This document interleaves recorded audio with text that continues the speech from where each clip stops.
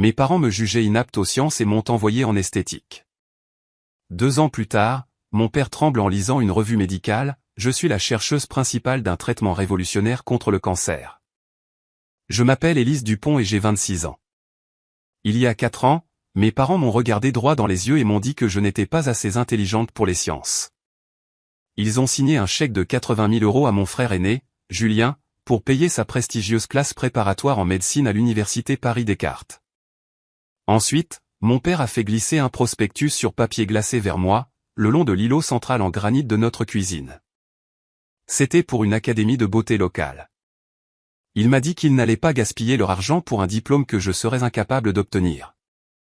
2 ans plus tard, mon père était assis dans son fauteuil en cuir, lisant une prestigieuse revue médicale au sujet d'un traitement révolutionnaire contre le cancer.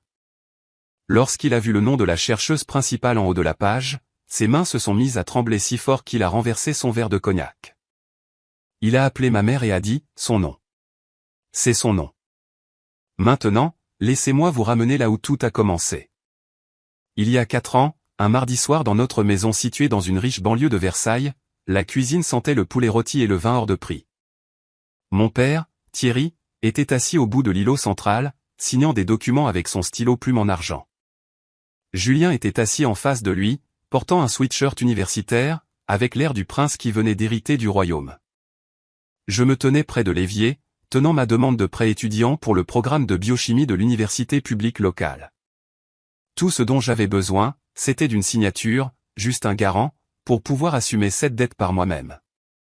Je ne leur demandais même pas leur argent. J'ai posé le dossier à côté de la tasse de café de mon père. « Papa, ai-je dit, la date limite pour le bureau des aides financières est vendredi. Si tu signes juste en bas, je m'occuperai du reste. » Il n'a même pas pris le stylo. Il n'a pas regardé le papier. À la place, il a ouvert sa mallette en cuir et en a sorti un dépliant en 3 volets. Il l'a placé directement sur ma demande de prêt et l'a repoussé vers moi. Sur la couverture, on voyait une femme souriante tenant un sèche-cheveux, Académie supérieure de coiffure et d'esthétique.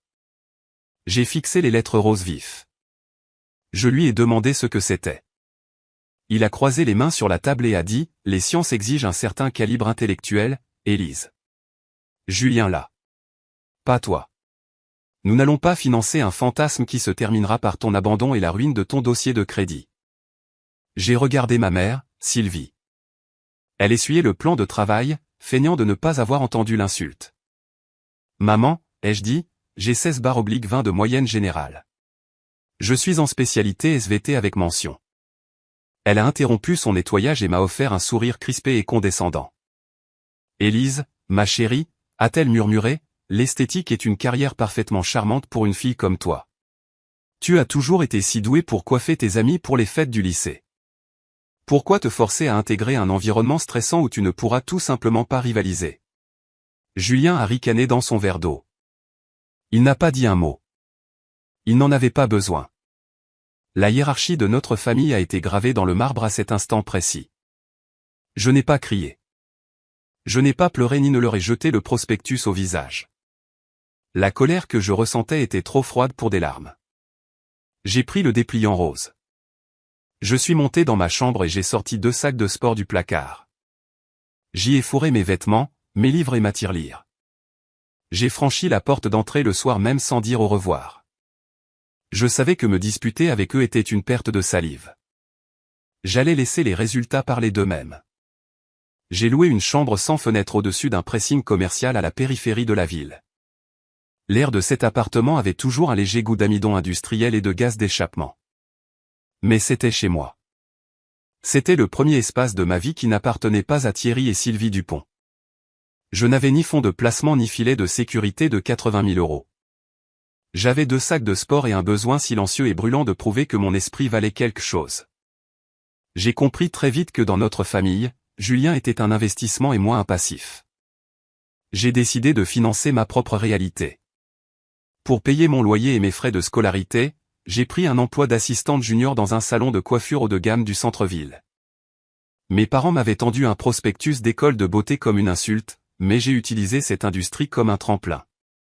6 jours par semaine, je restais debout pendant 9 heures d'affilée. Je balayais des tas de cheveux coupés. Je rinçais l'excès de teinture sur le cuir chevelu de femmes fortunées qui portaient des manteaux coûtant plus cher que mon loyer annuel. Mes mains étaient perpétuellement tachées par les produits chimiques, et mes cuticules se fissuraient à cause de l'exposition constante à l'eau chaude et à la décoloration synthétique. L'épuisement physique était une lourde couverture qui s'abattait sur mes épaules à 17 heures, chaque jour que Dieu fait. Parfois, des femmes du club privé de mes parents venaient se faire un brushing. Elles s'asseyaient dans le fauteuil en cuir, voyaient mon visage dans le miroir et m'offraient un sourire pincé, plein de pitié. Elles me demandaient comment allaient mes parents et mentionnaient à quel point tout le quartier était fier de voir Julien intégrer un programme de médecine aussi prestigieux. Je me contentais de sourire, de frotter leur cuir chevelu et d'opiner du chef. Je les laissais penser ce qu'elles voulaient. Je les laissais croire que mon père avait raison à mon sujet. Car à la minute où mon service se terminait, j'enlevais mon tablier taché de décolorant, je prenais un bus de ville pour traverser l'agglomération, et j'entrais sous la lumière fluorescente et crue du bâtiment des sciences de ma petite faculté de banlieue. Les cours du soir étaient remplis de gens comme moi, des gens qui faisaient des doubles journées, qui avaient mal aux pieds et les yeux fatigués, mais qui prenaient des notes méticuleuses jusqu'à 22 heures.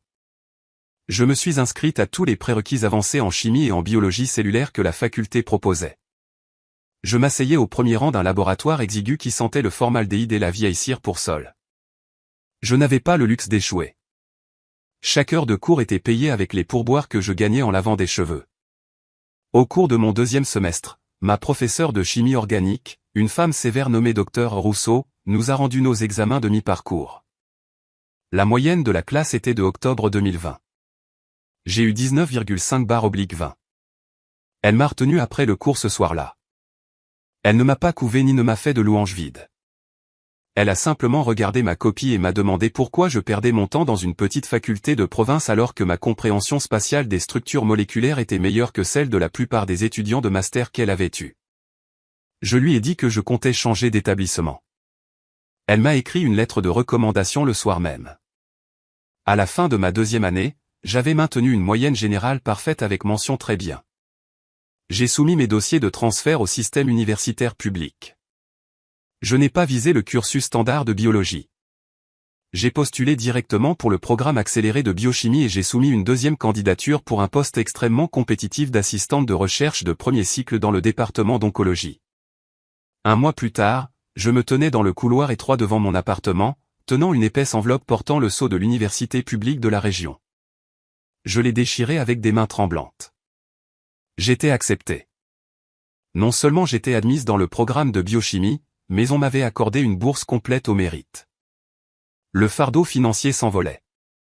Mais, glissée derrière la lettre de bourse, se trouvait une unique feuille de papier impeccable provenant du chef du laboratoire d'oncologie. C'était une lettre d'acceptation pour le poste d'assistante de recherche. Sur 400 candidats, ils en avaient choisi 3. J'étais l'une d'entre eux. Je me suis assise sur le lino bon marché du couloir et j'ai pressé la lettre contre ma poitrine. La validation m'a submergé. Ce n'était pas une aumône. Ce n'était pas un chèque signé par un père riche. C'était la preuve tangible et indéniable que mon cerveau était capable d'assimiler des sciences complexes. Je n'ai pas appelé mes parents. Je ne leur avais pas parlé depuis près de 2 ans, au-delà de quelques textos brefs et gênants pendant les fêtes. Mais un repas dominical approchait en novembre et ma mère m'avait envoyé une invitation formelle à dîner. Je savais que ce n'était pas un véritable rameau d'olivier. C'était une convocation. Il voulait un public pour Julien. J'ai décidé d'y aller. Je voulais observer cette dynamique avec des yeux lucides, maintenant que je possédais ma propre monnaie d'échange secrète. L'air de novembre était glacial lorsque j'ai remonté l'allée parfaitement entretenue de mon enfance. La maison était exactement la même, imposante, immaculée et conçue pour intimider. Je suis entré dans la salle à manger et j'ai immédiatement été frappé par l'odeur du rôti et de la farce coûteuse. La longue table en acajou était dressée avec l'argenterie massive que ma mère ne sortait que pour impressionner les invités. Mon père était assis en bout de table, faisant tournoyer un verre de vin rouge foncé. Julien était assis à sa droite, portant un pull en cachemire impeccable, l'air reposé et arrogant. Ses mains étaient parfaitement manucurées, sans la moindre tache et douces. Je me suis assise en face de lui, cruellement consciente de mes propres mains. Mes jointures étaient sèches, et une légère ombre de teinture pour cheveux violettes s'accrochait encore à l'ongle de mon pouce gauche malgré mon brossage agressif. Pendant les 40 premières minutes du dîner, j'ai été pratiquement invisible. Toute la conversation était une représentation orchestrée centrée sur Julien. Il tenait court, se plaignant de manière théâtrale des exigences épuisantes de ses travaux pratiques de chimie organique dans l'élite universitaire. Il utilisait un jargon médical, glissant avec désinvolture des mots comme synthèse et titrage dans ses histoires pour avoir l'air de faire autorité. Il a mal prononcé un terme lié à l'apoptose cellulaire. Je l'ai remarqué immédiatement. N'importe quel étudiant de première année en biologie l'aurait remarqué, mais mon père se contentait d'opiner du chef avec une profonde révérence. Julien s'est adossé à sa chaise et a soupiré. La pression est immense, a-t-il dit en buvant lentement une gorgée d'eau. Les professeurs de Descartes attendent un calibre intellectuel que la plupart des gens ne peuvent tout simplement pas soutenir. C'est une bataille constante pour rester en haut de la courbe. Ma mère lui a tapoté le bras, les yeux brillants de fierté. Nous savons à quel point tu travailles dur, Julien, a-t-elle roucoulé. Tu portes l'héritage de la famille. Il faut un esprit brillant pour gérer ce genre de stress. Mon père a levé son verre de vin pour porter un toast silencieux à son fils. Puis, ses yeux ont dérivé à travers la table pour se poser sur moi. La chaleur de son expression s'est évanouie instantanément, remplacée par cette froideur familière et calculatrice. Il a regardé mon pull délavé et les légères cernes sombres sous mes yeux. Il a posé ses coudes sur la table et a offert un sourire moqueur. Alors, Élise, a dit mon père, sa voix tranchant le tintement discret de l'argenterie. Parle-nous de ton programme rigoureux. As-tu appris de nouvelles techniques de balayage fascinantes? Ou peut-être as-tu maîtrisé la science complexe du brushing parfait? Julien a gloussé dans sa serviette. Ma mère a baissé les yeux sur son assiette, jouant le rôle de la pacificatrice mal à l'aise qui appréciait en réalité le conflit. L'ancienne Élise aurait senti sa gorge se serrer. L'ancienne Élise aurait baissé les yeux et absorbé l'humiliation comme s'il s'agissait d'une taxe légitime pour avoir le droit d'exister en leur présence. Mais je suis resté assise là. Je sentais le poids de mon sac en cuir contre ma cheville, sous la table. À l'intérieur de ce sac, zippé dans une poche latérale, se trouvait la lettre officielle portant le sceau du laboratoire de recherche en oncologie de l'université publique. C'était un morceau de papier qui prouvait que j'entrais dans un monde que Julien ne faisait que prétendre conquérir. J'ai regardé mon père. J'ai regardé la satisfaction suffisante sur son visage. J'ai senti l'odeur du décolorant bon marché qui persistait sur ma propre peau. J'ai réalisé à cet instant précis qu'ils ne voulaient pas que je réussisse. Ils ne l'ont jamais voulu. Si je réussissais, cela menacerait le narratif qu'ils avaient construit autour de Julien. Ils avaient besoin que je sois le raté pour qu'ils puissent passer pour le génie. Le silence n'était plus un signe de défaite. C'était un bouclier tactique. J'ai pris mon couteau et ma fourchette, coupant soigneusement un morceau de viande. J'ai soutenu le regard de mon père avec une expression calme et assurée. J'apprends beaucoup de choses, papa, ai-je dit d'une voix parfaitement neutre. Il s'est moqué, reportant son attention sur son vin. Eh bien, essaie de ne pas t'épuiser, a-t-il marmonné. J'ai mâché ma nourriture en silence, regardant Julien se lancer dans une autre histoire inventée de toutes pièces sur son groupe d'études en médecine. Je savais que je n'allais plus jamais me battre pour avoir une place à leur table. J'étais déjà en train de construire la mienne, et j'avais le pressentiment que les fondations du royaume parfait de Julien étaient bien plus fragiles que quiconque ne le réalisait. L'illusion était parfaite pour l'instant, mais les illusions se brisent toujours sous la pression. Je devais juste attendre que le verre se fissure. 6 mois se sont écoulés dans un cycle épuisant de cours magistraux, de garde en laboratoire et de sessions de révision nocturne. La transition de la petite fac de banlieue au centre de recherche en oncologie de l'université publique a été un baptême du feu. Je passais mes journées à analyser des structures cellulaires résistantes et mes nuits à revoir des données cliniques jusqu'à ce que le texte se brouille sur l'écran. Ma vie était réduite à son strict minimum. Je n'avais pas de vie sociale, pas de jours de congé, et à peine assez d'argent pour payer mes courses. Mais je possédais une concentration silencieuse et implacable. Mes mains n'étaient plus tachées par le décolorant synthétique des salons.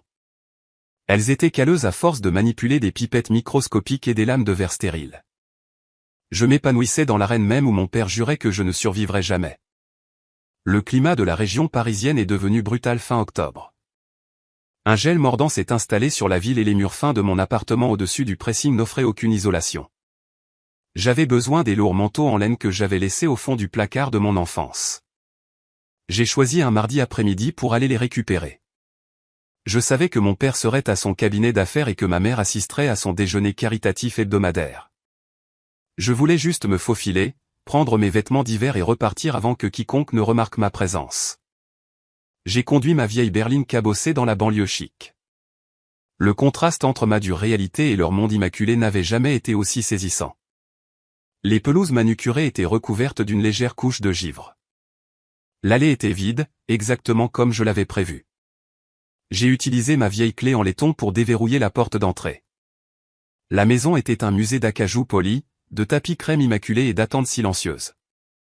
Elle ressemblait moins à un foyer qu'à un décor de théâtre construit pour projeter une illusion de réussite sans faille. Je suis entré dans la cuisine, me dirigeant vers l'escalier de service. Je suis passé devant le lourd îlot en granit où mon père m'avait remis ce prospectus d'école d'esthétique 2 ans plus tôt. Je me suis arrêté. Sur le plan de travail en pierre polie se trouvait une pile de courriers désorganisés. Mes parents étaient généralement méticuleux concernant leur correspondance, mais cette pile était éparpillée, comme si quelqu'un l'avait jetée là à la hâte. Une enveloppe se détachait près du bord. C'était un papier cartonné crème épais portant le sceau officiel de la scolarité de la faculté de médecine de Paris-Descartes. Elle était déchirée. Je n'avais pas l'intention de fouiner, mais la lettre était à moitié sortie de l'enveloppe et le tampon rouge vif en haut de la page a attiré mon attention, exclusion définitive. Mon souffle s'est bloqué dans ma gorge. J'ai tendu la main et j'ai tiré le lourd parchemin de sa pochette. J'ai parcouru le texte dactylographié formel. Les mots étaient cliniques, précis et dévastateurs. Julien n'avait pas seulement échoué à une seule matière. Il avait été placé sous probation académique 1 an auparavant. Il avait échoué 3 semestres consécutifs dans les cours fondamentaux de première année de médecine. Sa moyenne générale avait chuté en dessous du seuil institutionnel. L'université mettait officiellement un terme à son inscription. Je suis resté figé sur le parquet, lisant les détails de son relevé de notes. La chronologie s'est mise en place. En novembre dernier, lors du repas dominical, quand Julien plastronnait et se vantait des exigences épuisantes de ses travaux pratiques de chimie organique, il était déjà en situation d'échec. Lorsqu'il était assis là à se plaindre du calibre intellectuel requis pour survivre dans l'élite, il était activement en train de couler. Il avait construit une forteresse de mensonges juste là, à la table de la salle à manger, et mes parents avaient applaudi sa performance. Le bruit du moteur de la porte du garage a brisé le silence de la maison. Je n'ai pas eu le temps de remettre la lettre en place. La lourde porte reliant la cuisine au garage s'est ouverte. Mon père est entré, vêtu de son costume anthracite sur mesure, tenant une mallette en cuir. Ma mère le suivait de près, agrippant une poignée de sacs de shopping de boutiques de luxe. Ils se sont arrêtés net en me voyant près de l'îlot. Leurs yeux sont descendus vers le blason universitaire sur le papier que je tenais à la main. Je pensais que la vérité remettrait les compteurs à zéro. Je m'attendais à voir l'effondrement sur leur visage. Je m'attendais à ce que le poids lourd et écrasant de la réalité brise enfin le piédestal en or qu'ils avaient construit pour mon frère. Je pensais que mon père regarderait les décombres de son investissement de 80 000 € et réaliserait enfin que sa précieuse hiérarchie était une escroquerie. J'étais profondément naïve. Mon père n'avait pas l'air honteux. Il avait l'air acculé, et un homme acculé est dangereux. Il a laissé tomber sa mallette sur le sol. Il a traversé la cuisine en 3 grandes enjambées, ses chaussures de ville claquant sèchement contre le carrelage. Il a tendu la main et a arraché le lourd parchemin de mes doigts. Le papier s'est légèrement déchiré dans le coin. Il l'a lissé contre le plan de travail en granit, la mâchoire rigide et la respiration lourde. Il a exigé de savoir ce que je faisais, a fouillé dans le courrier familial confidentiel. Sa voix était un grondement de tonnerre sourd et menaçant. Je n'ai pas reculé. Je l'ai regardé droit dans les yeux. Je lui ai dit que son fils avait échoué. J'ai pointé le doigt vers le papier et j'ai dit que Julien ne gérait pas une pression immense. Julien était renvoyé. Il avait échoué 3 semestres consécutifs pendant que vous vous moquiez de moi parce que je lavais des cheveux. C'est là que l'illusion s'est solidifiée en quelque chose de terrifiant. Mon père a réajusté sa cravate en soie hors de prix. Il a érigé un mur de briques de déni juste devant mon visage. Il a déclaré que Julien gérait simplement une transition complexe. Il a utilisé son ton autoritaire d'entreprise, celui conçu pour faire flétrir et mourir les arguments opposés. Il m'a dit que la structure académique traditionnelle était bien trop rigide pour un esprit visionnaire comme celui de son fils. Il a affirmé que Julien prenait une brève année sabbatique pour lancer une start-up innovante en biotechnologie. Il m'a littéralement regardé dans les yeux et a dit que l'université manquait simplement de vision pour s'adapter aux étudiants entrepreneurs. C'était un retournement de situation époustouflant. Mon père prenait un échec académique catastrophique et le recadrait comme un acte de génie incompris. Il était prêt à financer un mensonge éhonté plutôt que de reconnaître une seule vérité inconfortable. Ma mère s'est avancée. Elle a laissé tomber ses sacs de course sur le sol immaculé. Elle m'a regardé, non pas avec du chagrin pour son fils ruiné, mais avec un mépris pur et non dissimulé pour sa fille. Elle a sifflé que j'avais hâte de trouver quelque chose à utiliser contre lui. Sa voix, habituellement dégoulinante d'une douceur condescendante, était maintenant tranchante et cruelle. Elle m'a traité de médiocre. Elle m'a accusé de nourrir une jalousie hideuse et profondément enracinée envers mon frère depuis l'enfance. Elle a dit que j'étais entré chez eux sans y être invité, juste pour détruire la seule personne de notre famille destinée à la grandeur. La pièce a légèrement tangué. La réalité froide et dure m'a submergé. Aucune de mes réussites ne pèserait jamais plus lourd que leur besoin désespéré de vénérer Julien. Si Julien échouait, il réécrirait simplement les règles du succès pour s'accommoder de son échec. Si je réussissais, ils ignoreraient tout simplement les règles du jeu. Ils ne voulaient pas d'une fille capable de rivaliser avec leur enfant chéri. Ils voulaient un bouc émissaire pour absorber ses ombres. J'ai réalisé à cet instant précis qu'argumenter nécessitait de partager une même réalité. Nous ne partagions pas de réalité. Ils vivaient dans un fantasme façonné sur mesure où Julien était un roi et moi une paysanne. J'ai décidé sur le champ que j'en avais fini d'essayer de prendre leur château d'assaut. Je n'ai pas haussé la voix. Je n'ai pas versé une seule larme. J'ai regardé ces deux-là, se tenant épaule contre épaule, protégeant un mensonge qui était activement en train de ruiner leur avenir. Je leur ai dit qu'ils pouvaient garder leur manteau d'hiver. Je me suis retourné et j'ai franchi la porte d'entrée. Je n'ai pas regardé en arrière. J'ai descendu l'allée et je suis monté dans ma voiture froide. J'ai démarré le moteur et allumé le chauffage. J'ai sorti mon téléphone de ma poche. J'ai ouvert l'application de mon opérateur mobile et j'ai navigué vers les paramètres du compte. J'ai tapé sur l'écran et demandé un changement permanent de mon numéro de téléphone. J'ai coupé le cordon numérique. J'ai effacé leur capacité à me joindre pour toujours. J'ai mis la voiture en marche avant et je me suis éloigné des pelouses manucurées et des grandes maisons. J'ai roulé en direction de l'horizon industriel et brut de la ville. Je retournais au laboratoire. Je retournais au seul endroit au monde où les faits comptaient plus que la lignée. Les sciences ne mentent pas. Les sciences ne font pas de favoritisme. Elles ne récompensent que la vérité. Et j'étais sur le point de plonger si profondément dans la vérité que le monde médical tout entier n'aurait d'autre choix que d'apprendre mon nom. J'ai garé ma berline cabossée dans le parking en béton derrière l'hôpital de recherche de l'université publique. L'enseigne au néon rougeoyante des urgences illuminait le ciel sombre de novembre. J'ai franchi les portes coulissantes en verre, passé mon badge d'identification en plastique et pris le monte-charge jusqu'à l'aile de recherche en oncologie. L'air, là-haut, était différent. Il sentait l'alcool stérile, les boîtes de gélose et le désinfectant pour sol. C'était une odeur froide et tranchante, mais pour moi, c'était l'odeur du sanctuaire. J'ai troqué mon manteau d'hiver contre une blouse blanche et je suis entré dans le laboratoire principal. La pièce était une vaste étendue de tables en acier inoxydable, de centrifugeuses bourdonnantes et d'écrans d'ordinateurs lumineux. C'était le domaine du docteur Valérie Moreau. C'était une pionnière de l'immunothérapie cellulaire ciblée et l'être humain le plus exigeant que j'ai jamais rencontré. Le docteur Moreau était une femme d'une cinquantaine d'années, aux yeux gris perçants, avec une coupe au carré strict et l'habitude de porter des mocassins en cuir éraflé. Elle s'était hissée à la force du poignet dans un domaine médical dominé par les hommes des décennies plus tôt et n'avait aucune patience pour l'ego ou la fragilité. Elle se moquait éperdument du pédigré de la famille Dupont. Elle se moquait bien que mon frère soit soi-disant un génie à Paris Descartes. Elle ne se souciait que de la précision, de la discipline et des données vérifiables.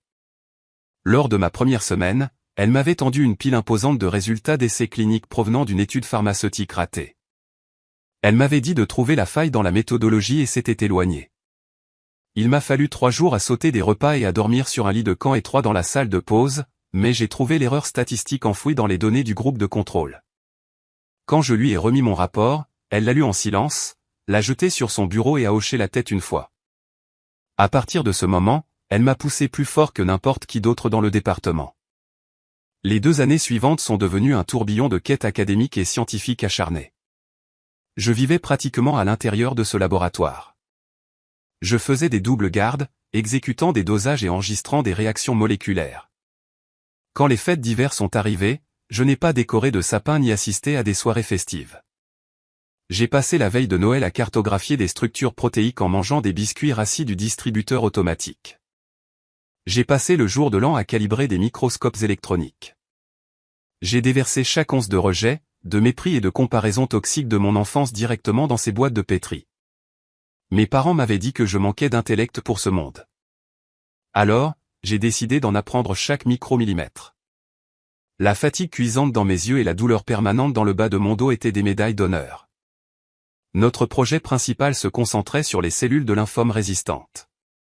Nous essayions de comprendre pourquoi certaines tumeurs agressives possèdent la capacité de repousser les attaques ciblées du système immunitaire. Le taux d'échec de nos expériences était faramineux. Des semaines de préparation se soldaient régulièrement par des cellules mortes et des données inutiles. C'était un travail frustrant et fastidieux qui brisait le moral de nombreux étudiants-chercheurs. Mais j'étais immunisé contre ce genre de frustration. J'avais passé 2 décennies à vivre dans une maison où faire de mon mieux n'était jamais suffisant. Une expérience ratée dans un laboratoire n'était rien comparé à l'échec quotidien d'essayer de gagner l'amour de mon père. C'est arrivé un mardi soir tranquille, fin mars. Le laboratoire était entièrement vide. Les seuls bruits étaient le bourdonnement bas et rythmé du système de ventilation et le doux vrombissement des unités de réfrigération. L'horloge murale indiquait 3h14 du matin. J'effectuais un dépistage de routine sur un nouveau lot de cellules résistantes que nous avions mis en présence d'une enzyme expérimentale. J'ai préparé la lame de verre, l'ai placée soigneusement sous le microscope électronique, et me suis penché en avant pour regarder à travers la double lentille. J'ai ajusté la molette de mise au point, faisant apparaître l'univers microscopique avec une netteté absolue. Je m'attendais à voir la séquence habituelle. Je m'attendais à ce que les cellules tumorales restent intactes, leurs parois externes rigides déviant l'enzyme synthétique exactement comme elles l'avaient fait 100 fois auparavant. Mais l'image sur l'écran était différente. J'ai cligné des yeux, frottant mes yeux fatigués, et je me suis penché à nouveau. Les cellules ne faisaient pas que mourir. Les chaînes protéiques structurelles se détricotaient dans une cascade rapide et séquentielle. Cela ressemblait à une fermeture éclair microscopique que l'on ouvrait. L'enzyme synthétique n'attaquait pas la paroi cellulaire de l'extérieur. Elle déclenchait un récepteur spécifique qui poussait la tumeur à démanteler ses propres défenses de l'intérieur. C'était un effet domino que personne dans notre département n'avait jamais théorisé, et encore moins documenté.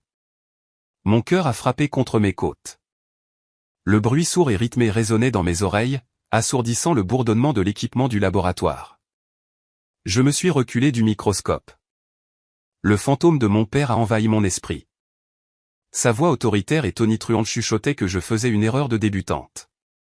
Il me disait que j'étais une recalée d'école d'esthétique regardant un échantillon contaminé. Il me disait que mon cerveau n'était tout simplement pas équipé pour comprendre la biochimie de haut niveau et que je voyais une illusion née de l'épuisement pur et simple. J'ai refusé de laisser sa voix gagner. J'ai forcé ma respiration à ralentir. Je me suis reposé sur la discipline froide et implacable que le docteur Moreau m'avait inculquée. Je me suis levé, j'ai marché vers la haute afflux laminaire stérile et j'ai préparé un 2e échantillon de 0. J'ai été méticuleuse. J'ai mesuré les réactifs chimiques avec une précision angoissante. J'ai placé la nouvelle lame sous l'objectif. Exactement la même séquence de détricotage s'est produite. J'ai lancé l'analyse une 3e fois en utilisant un lot de contrôle entièrement différent, juste pour éliminer la possibilité d'une contamination croisée de l'équipement. Je me tenais là, dans le laboratoire silencieux et lumineux à 4h du matin, regardant les cellules tumorales se dégrader. Les données étaient indéniables. La voix était réelle. Mes mains tremblaient lorsque j'ai glissé la main dans la poche de ma blouse pour en sortir mon téléphone portable. J'ai fait défiler l'écran jusqu'au numéro personnel du docteur Moreau. Appeler une chef de département avant l'aube était un moyen rapide de se faire renvoyer si l'urgence n'était pas réelle. J'ai appuyé sur le bouton d'appel et porté le haut-parleur à mon oreille. Elle a décroché à la 4e sonnerie. Sa voix était empâtée par le sommeil et l'irritation. Elle a exigé de savoir qui appelait. J'ai gardé une voix stable. Docteur Moreau, ai-je dit, j'ai besoin que vous veniez au laboratoire tout de suite. Je menais l'essai sur les récepteurs de lymphocytes T sur le lot résistant. Les chaînes protéiques se dégradent. Elles se détricotent de l'intérieur. Il y a eu un lourd silence à l'autre bout du fil. L'irritation a disparu, remplacée par une concentration vive et intense. Ne touchez pas à l'échantillon, a-t-elle ordonné. Je pars de chez moi tout de suite. J'ai fait les 100 pas dans le laboratoire pendant 20 minutes angoissantes. Chaque seconde qui s'écoulait étirait mes nerfs à vif. Et si j'avais mal interprété les données visuelles? Et si le mélange d'enzymes était intrinsèquement défectueux? La porte de l'aile s'est enfin ouverte. Le docteur Moreau est entré dans la pièce à grands pas. Elle portait un trench coat beige sur un pantalon de survêtement gris, les cheveux tirés en un chignon désordonné et mal peigné. Elle ne m'a pas dit un mot. Elle est passée directement devant mon bureau, a jeté ses clés sur le plan de travail et s'est assise devant le microscope électronique. Je me tenais à un demi-mètre derrière elle, retenant mon souffle. Elle a regardé à travers les lentilles. Le silence dans la pièce est devenu profond. 10 bonnes minutes se sont écoulées. Elle a ajusté le grossissement. Elle a balayé la lame, examinant la matière cellulaire dégradée. Elle a basculé l'affichage numérique sur le moniteur secondaire pour examiner les taux de dégradation numérique. J'ai regardé sa posture changer. La tension dans ses épaules est retombée. Le docteur Moreau s'est lentement adossé à sa chaise. Elle a enlevé ses lunettes de lecture et les a laissées pendre à la chaîne autour de son cou. Elle s'est retournée pour me faire face. L'expression sévère et impitoyable qu'elle arborait d'habitude avait disparu. Elle m'a regardé avec un respect silencieux et profond. Élise, a-t-elle chuchoté, sa voix portant à peine par-dessus le bourdonnement des machines. Comprenez-vous ce que vous venez de trouver? J'ai hoché la tête, incapable de formuler une phrase cohérente. C'est le genre de découverte qui déclenche le côté sombre et laid de la médecine universitaire. Dans de nombreuses institutions prestigieuses, un scientifique de haut rang s'emparerait d'une telle avancée, la revendiquerait comme sienne et enterrerait le nom de l'assistante de premier cycle dans la minuscule section des remerciements à la fin du rapport. Mon père aurait fait exactement cela.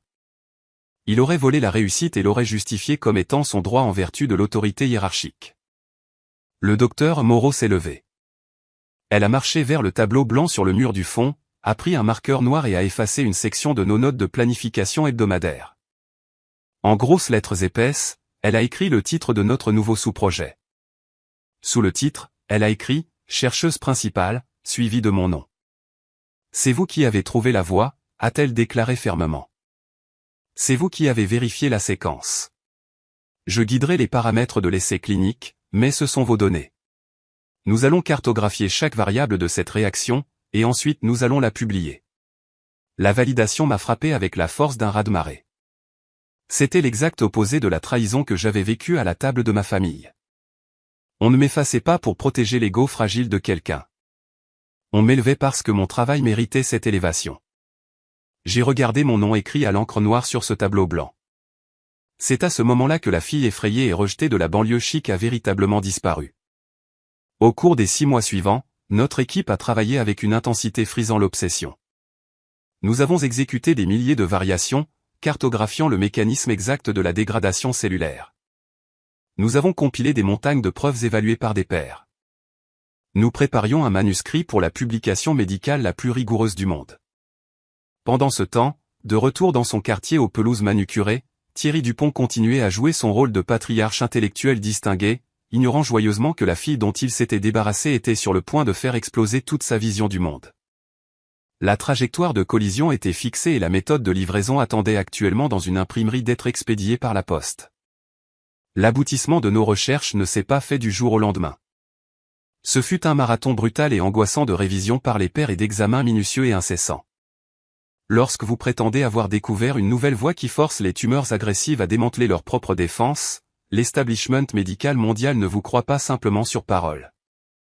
Ils exigent une méthodologie sans faille. Pendant 24 mois, notre équipe a subi un barrage d'audits de la part de biologistes cellulaires indépendants et d'oncologues de haut niveau. Ils ont essayé de trouver une marge d'erreur. Ils ont essayé de prouver que nos modèles statistiques étaient défectueux. Nous avons soumis nos données brutes, les paramètres de nos essais cliniques et les mesures de notre groupe de contrôle au comité académique le plus impitoyable qui soit. Pendant ce temps, le docteur Moreau a mené une guerre silencieuse en mon nom. Le conseil d'administration de l'hôpital de recherche a tenté de réattribuer le mérite principal de la découverte à un chef de département senior. Ils ont soutenu qu'inscrire une étudiante de premier cycle comme chercheuse principale sur une étude oncologique révolutionnaire nuirait à la crédibilité de l'institution. Le docteur Moreau est entré dans la réunion du conseil d'administration avec une boîte contenant les registres de notre laboratoire.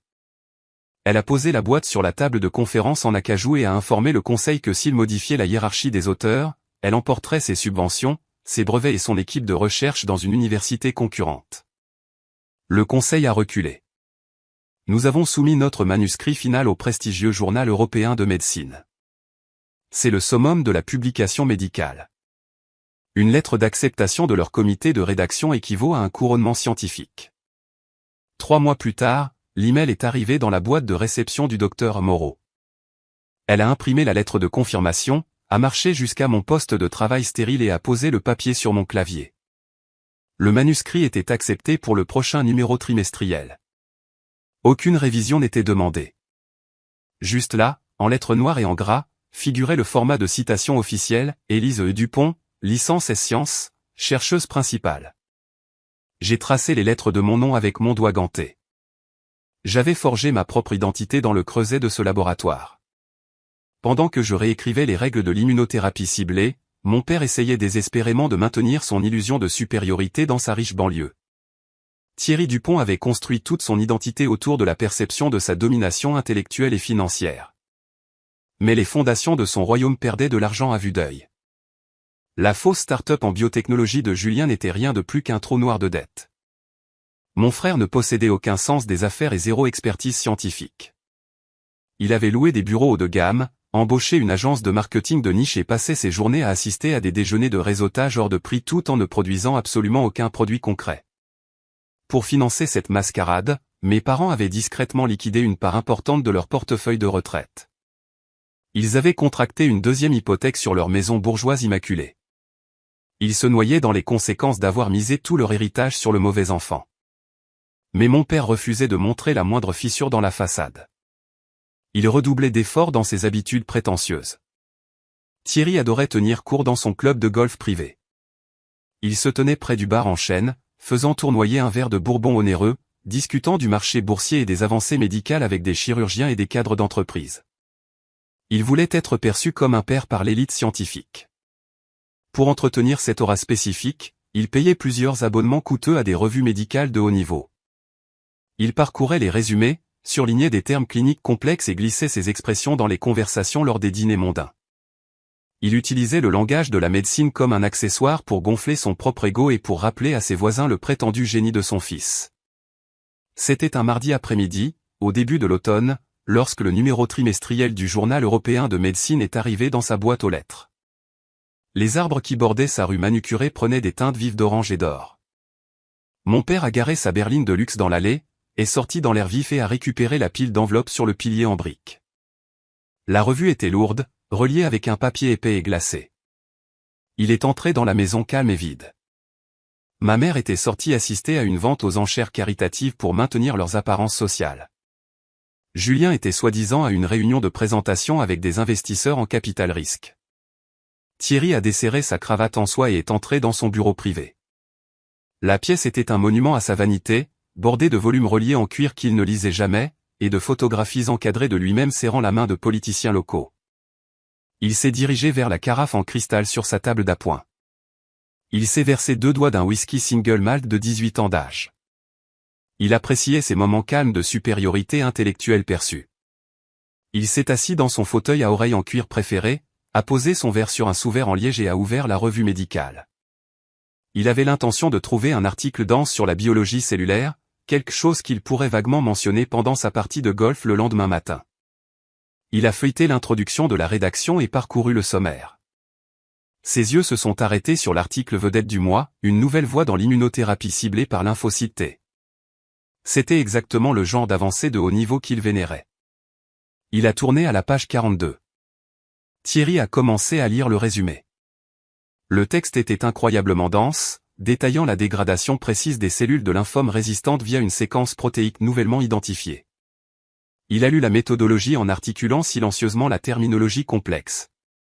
Il était sincèrement impressionné par l'ampleur des données. Il ressentait cette poussée familière d'arrogance par procuration, simplement pour avoir compris les concepts de base de l'étude. Puis, il a atteint la fin du résumé. Ses yeux sont descendus vers les crédits des auteurs imprimés dans une police grasse et nette, juste au-dessus du texte principal. Il a lu le nom du chercheur principal. Il a cessé de respirer. Le silence dans son bureau en acajou a soudainement semblé suffocant. Il a enlevé ses lunettes de lecture en écaille. Il a sorti un chiffon en microfibre de sa poche de poitrine, a essuyé les verres avec des mouvements lents et délibérés, et a remis les lunettes sur son visage. Il s'est penché plus près de la page sur papier glacé. L'encre n'avait pas changé. Les lettres restaient dans leur formation exacte et indéniable. Élise E. Dupont, licence S Sciences, chercheuse principale, suivie de docteur. Valérie Moreau, département d'oncologie, institut de recherche de l'université publique. La réaction physique fut viscérale. Ses mains ont commencé à trembler. Cela a commencé comme une vibration subtile dans ses doigts et a rapidement dégénéré en un tremblement violent et involontaire. Il a tendu la main vers son verre de whisky, ayant besoin de la brûlure de l'alcool pour s'ancrer, mais ses doigts manquaient de coordination. Ses jointures ont effleuré le lourd bord en cristal. Le verre a basculé. Le liquide ambré s'est répandu sur la table d'appoint en acajou poli, dégoulinant le long du bois sculpté pour s'imprégner dans son onéreux tapis perçant. Il n'a même pas tressailli. Il n'a pas cherché une serviette. Il fixait la page. Son esprit essayait désespérément de rejeter l'information visuelle. Il a essayé de la rationaliser. Il s'est dit que c'était un nom courant. Il s'est dit qu'il y avait des milliers d'étudiants en biologie dans le pays. Il s'est dit que la fille à qui il avait tendu un prospectus d'école d'esthétique, la fille qu'il avait chassée de chez lui pour être un poids mort et médiocre, ne pouvait pas posséder l'esprit d'une révolution médicale. Sa main tremblante a fouillé dans la poche de son costume et en a sorti son téléphone. Il a ignoré ses contacts récents et a composé le numéro de ma mère. Elle a répondu à la deuxième sonnerie. Le bruit de fond était rempli du bavardage poli de son événement caritatif. Thierry, a-t-elle dit, sa voix portant une trace d'agacement. Je suis en plein milieu des enchères silencieuses. Quelque chose ne va pas? Sylvie, a-t-il balbutié. Sa voix était totalement dépourvue de son autorité tonitruante habituelle. Elle semblait faible et creuse. Je suis en train de regarder le journal européen de médecine, le nouveau numéro. Thierry, s'il te plaît, a-t-elle soupiré. Tu sais bien que je me fiche de tes magazines en ce moment. Sylvie, écoute-moi, a-t-il lâché, la voix brisée. L'article principal. Le chercheur principal. C'est son nom. C'est son nom, Sylvie.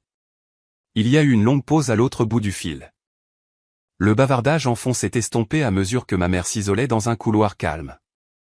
Son nom, a-t-elle demandé. Élise? Thierry, ne sois pas ridicule. Elle lave des cheveux dans un salon à Paris. C'est une coïncidence. Sais-tu combien d'Élise Dupont existent rien que dans cette région? Tu laisses ton imagination s'emballer. Il n'a pas répondu. Il a laissé tomber le téléphone sur ses genoux, mettant fin à l'appel. Il avait besoin d'une confirmation visuelle.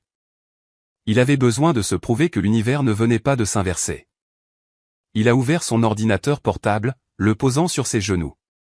Il a ouvert un navigateur Internet et a tapé le nom de l'Institut de recherche oncologique de l'université publique dans la barre de recherche. Ses doigts ont glissé sur les touches, l'obligeant à corriger son orthographe 2 fois. Il a navigué vers l'annuaire de la faculté et du personnel. Il a cliqué sur le département d'immunothérapie cellulaire. Une grille de portrait professionnel est apparue à l'écran. Il a fait défiler après le chef de département. Il a fait défiler après le docteur Moreau, et puis il s'est arrêté. La photographie a chargé en haute résolution. C'était une photo prise 3 mois plus tôt dans la cour de l'hôpital. Je portais une blouse de laboratoire blanche impeccable par-dessus un chemisier bleu marine ajusté. Ma posture était parfaitement droite. Mon menton était relevé. Je regardais directement l'objectif de l'appareil photo avec un sourire calme, confiant et imperturbable. Sous la photographie, les titres de compétences étaient dactylographiés en lettres grises et austères, Élise Dupont, chercheuse clinique principale. L'écran brillait, se reflétant sur le visage pâle de mon père. L'illusion qu'il avait passé toute sa vie à construire, la hiérarchie qui les plaçait, lui et Julien, au sommet de la réussite humaine, s'était effondrée en quelques secondes. La fille qu'il disait trop stupide pour les sciences le regardait droit dans les yeux depuis le sommet de son propre monde vénéré. Le verre ne s'était pas contenté de se fissurer, il s'était entièrement brisé. Et je savais que les gens comme mon père ne s'éloignent pas simplement du verre brisé. Ils essaient de le balayer et de prétendre que ce sont eux qui ont construit la fenêtre. Ils allaient venir me chercher. 7 jours après l'arrivée de la revue médicale dans les kiosques, l'Institut de recherche de l'université publique organisait son symposium clinique annuel. Ce n'était pas un rassemblement académique mineur ou un simple événement sur le campus. L'auditorium était une merveille architecturale tentaculaire construite en verre trempé et en boiseries acoustiques, conçue spécifiquement pour accueillir des lauréats du prix Nobel et des titans de l'industrie. La liste des invités était très restreinte et impitoyablement sélectionnée. Les gradins étaient remplis de hauts dirigeants de l'industrie pharmaceutique, d'investisseurs en capital risque à la recherche de la prochaine percée médicale lucrative, et des oncologues les plus distingués du continent. L'air du lieu bourdonnait d'une anticipation silencieuse, avec des enjeux colossaux. Des millions d'euros en subventions de recherche, acquisition d'entreprises et brevets médicaux étaient régulièrement négociés et décidés dans cette salle même. La pression était un poids physique qui s'abattait sur tous ceux qui franchissaient les doubles portes. Je me tenais en coulisses, dans l'isolement calme de la loge, attendant la fin du discours d'ouverture.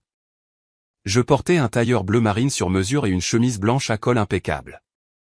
Mes cheveux étaient tirés en un chignon lisse et pratique. J'ai baissé les yeux vers mes mains posées sur mon porte-documents en cuir. Les sévères brûlures chimiques et les taches de décolorant irrégulières du salon de coiffure avaient disparu depuis longtemps, remplacées par les légères callosités d'une chercheuse en laboratoire dévouée. Je ressentais un profond sentiment de calme s'installer sur mes nerfs. 4 ans plus tôt, j'étais une fille terrifiée, préparant un sac de sport au milieu de la nuit, s'avançant dans une amère soirée d'hiver sans aucun filet de sécurité financière. J'avais échangé les attentes étouffantes de ma famille contre la froideur impitoyable d'un appartement sans fenêtre au-dessus d'un pressing. Aujourd'hui, j'étais la conférencière principale d'un congrès médical mondial. La peur qui dictait autrefois chacune de mes décisions avait totalement disparu. La seule chose qui restait dans mon esprit, c'était les données. Le docteur Valérie Moreau se tenait à côté de moi, tenant un porte-bloc et une radio de communication sans fil. Elle portait ses fameux mocassins en cuir éraflé et un élégant blazer gris. Elle m'a regardé de la tête aux pieds et m'a offert un rare sourire sincère. Elle a ajusté le revers de mon tailleur bleu marine et m'a dit d'aller sur cette scène et de montrer à l'establishment médical exactement ce qui se passe quand on sous-estime les gens discrets. Les haut-parleurs de l'auditorium ont grésillé. Le chef de département a prononcé son discours d'ouverture et a présenté le docteur Moreau, qui s'est alors avancé vers le pupitre. Elle n'a pas fait perdre de temps au public avec des anecdotes fleuries ou des amabilités académiques. Elle a parlé directement de la nature tenace et résiliente des lymphomes résistants et des décennies d'essais cliniques ratés qui avaient frustré la communauté médicale. Puis, elle a changé de ton. Elle a annoncé que la percée révolutionnaire à laquelle ils allaient assister ne venait pas d'un haut cadre ou d'un médecin de longue date. Elle venait d'une étudiante chercheuse acharnée et brillante qui avait refusé d'accepter les paramètres standards de l'échec. Elle s'est penchée vers le microphone et a appelé mon nom, Élise Dupont. Les applaudissements de la foule ont été polis, mesurés et intensément curieux.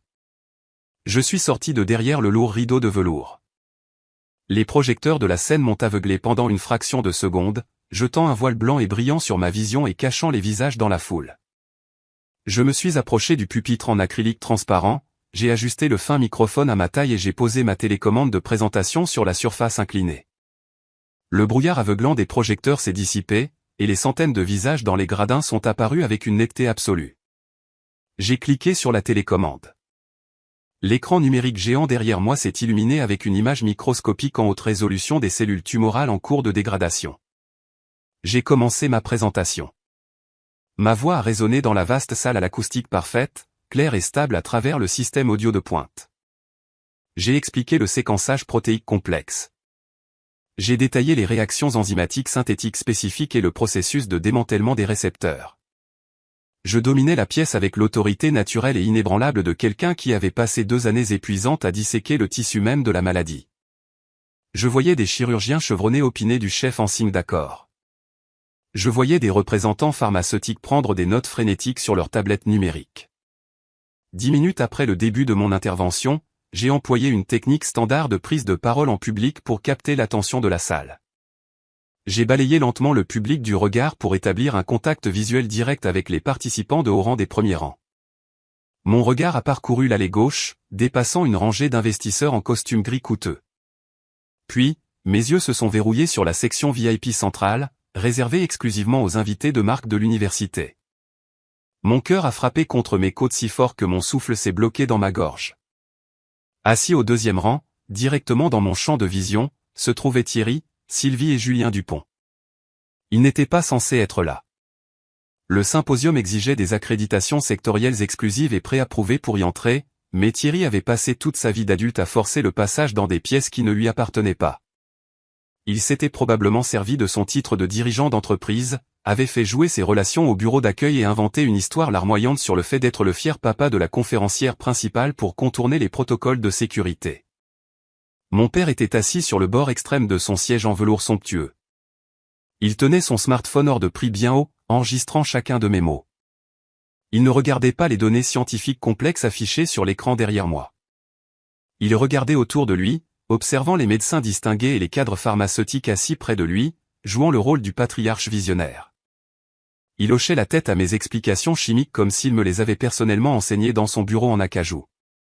Il diffusait sa fausse appropriation de ma réussite à tous ceux qui voulaient bien lui prêter attention. Il voulait que la foule d'élite associe ma brillance à sa génétique. Ma mère était assise à côté de lui, portant un foulard en soie de créateur et un rang de perles authentiques. Elle vibrait littéralement sur sa chaise, penchée en avant avec de grands yeux brillants. Elle joignait les mains dans une admiration silencieuse et exagérée à chaque fois que je passais à une nouvelle diapositive montrant une dégradation cellulaire réussie. C'était une performance théâtrale parfaite de dévouement maternel. Elle ressemblait à une femme qui avait passé sa vie entière à soutenir les rêves scientifiques de sa fille, et non à une femme qui avait suggéré que l'esthétique était la limite absolue de mes capacités mentales. Et puis, il y avait Julien. Mon frère aîné était assis de l'autre côté de ma mère. Il ressemblait à un fantôme creux hantant sa propre vie. Le costume de créateur sur mesure qu'il portait flottait lâchement sur sa carrure, soulignant une perte de poids soudaine et maladive. Sa peau était pâle et sa posture était rigide et défensive. Il n'avait pas l'air fier ni émerveillé. Il avait l'air physiquement malade. Il me fixait derrière le pupitre, et ses yeux étaient sombres d'un ressentiment amer et étouffant. L'enfant chéri par excellence était assis dans le public, forcé de regarder la sœur dont il s'était impitoyablement moqué donner une place de maître à l'élite médicale mondiale. C'était un étudiant ayant abandonné la fac, noyé sous les dettes croissantes d'une start-up frauduleuse, regardant le bouc émissaire de la famille retenir l'attention indivise de milliardaires. La collision visuelle entre mon passé douloureux et mon présent triomphant menaçait de faire dérailler ma concentration. Une décharge d'adrénaline froide et aiguë a traversé mes veines. Pendant une seconde dangereuse, le fantôme de ce dépliant rose d'école de beauté a clignoté dans mon esprit. J'ai ressenti l'ancienne envie familière de me recroqueviller, de m'excuser de prendre de la place et de me soumettre à l'autorité tonitruante et exigeante de mon père. Le conditionnement psychologique de mon enfance a essayé de m'entraîner en arrière, dans l'ombre. J'ai agrippé les bords du pupitre en acrylique transparent. Le plastique dur s'est enfoncé dans mes paumes, m'ancrant instantanément dans le moment présent. Je ne me tenais plus dans leur cuisine de banlieue immaculée. Je me tenais dans mon arène. J'ai regardé directement dans l'objectif de la caméra de mon père. Je n'ai pas faibli. Je n'ai pas laissé ma voix trembler ni mon rythme s'accélérer. J'ai cliqué sur la diapositive suivante et je me suis lancé dans l'analyse statistique la plus complexe de toute l'étude. J'ai élevé mon vocabulaire. J'ai parlé avec une précision clinique et rapide qui ne laissait aucune place au doute ou à une mauvaise interprétation. J'ai construit une forteresse impénétrable d'expertise indéniable sous leurs yeux. J'ai prouvé que je n'étais pas tombé sur une découverte par un coup de chance. J'ai prouvé que je dominais la science. J'ai terminé la présentation par un résumé concis de nos essais humains à venir et des taux de survie projetés. J'ai remercié l'Institut de recherche et je me suis reculé du microphone. La réaction de la foule ne fut cette fois ni polie ni mesurée. L'auditorium tout entier a explosé. Des centaines de leaders de l'industrie, d'oncologues et de cadres se sont levés à l'unisson. L'ovation debout était assourdissante, résonnant contre les boiseries. J'ai baissé les yeux vers le deuxième rang. Thierry et Sylvie étaient déjà debout, se frayant un chemin de manière agressive à travers les dirigeants pharmaceutiques, désespérés d'atteindre le bord de la scène. Ils venaient réclamer leur prix. Ils venaient voler ma victoire durement gagnée et la rebaptiser comme un accomplissement familial. Mais je tenais les clés d'une porte qu'ils ne pourraient jamais déverrouiller, et j'étais prête à la leur claquer au nez. Le rugissement de l'auditorium était une force physique. Des centaines d'oncologues estimés, d'investisseurs en capital risque et de vétérans de l'industrie se tenaient debout, applaudissant selon un rythme unifié. Je suis resté derrière le pupitre en acrylique transparent pendant quelques secondes fugaces, laissant le bruit me submerger. Les projecteurs crus se reflétaient sur les boiseries polies.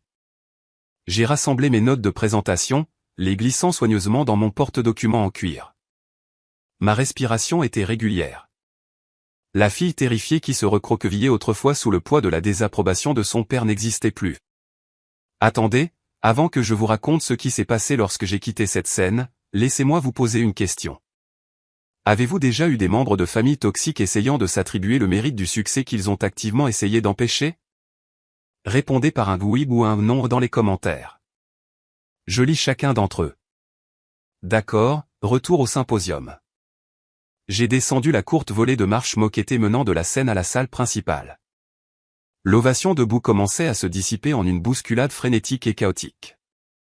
Des représentants pharmaceutiques vêtus de costumes anthracites sur mesure se déplaçaient rapidement dans les allées, tendant des cartes de visite glacées et des tablettes numériques. Ils voulaient des droits de licence exclusifs. Ils voulaient un accès anticipé aux essais humains imminents.